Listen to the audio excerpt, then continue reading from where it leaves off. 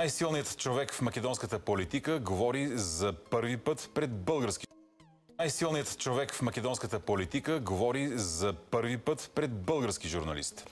Бившият премиер Никола Груевски даде ексклузивно интервю пред Иван Георгиев и Борис Пинтев. На фона на задълбочаващата се политическа криза и страховете от нов етнически конфликт в югозападната ни съседка. Нашият екип и в момента е в Скопие. Добър вечер, Иване. Здравейте! За 12-та поредна вечер граждани от цяла Македония се събират край Вардар, както те самите казват, за да я бранят Македония. Въпреки крие опасност от нов етнически конфликт на Балканите. Носењето на оваа платформа е практично обид за не само за редефинирање на државата, туку за репреговарање на Охридскиот рамковен договор од 2001 година. Тоа е опасна работа. Тоа е отворање на Пандорина кутија. Во Македонија живеат повеќе етнички заедници, секој може да си побара нешто ново, вклучително и македонците, но тоа репреговарање е опасна работа.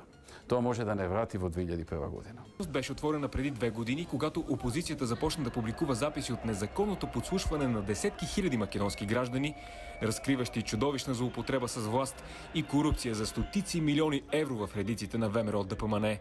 Тези записи доведоха до най-масовите антиправителствени протести и първото в историята обвинение срещу македонски премиер.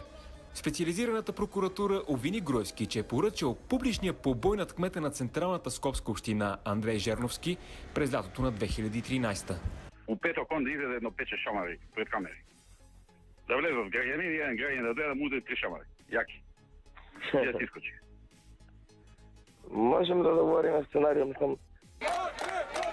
Ето какво се случи малко след този разговор между македонския премиер и тогавашния министър на транспорта Миле Янакиевски.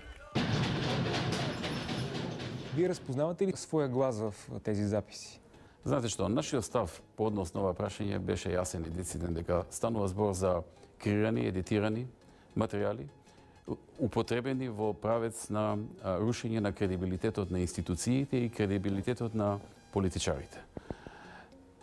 Така што не се работи тука само за гласот, туку се работи за прашања кои што се поврзани со креирани, едитирани и монтирани материјали.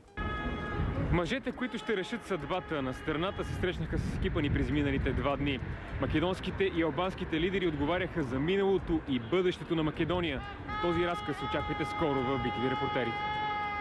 Иван Георгиев от Скопие, благодарим. Най-силният човек в македонската политика говори за първи път пред български журналист.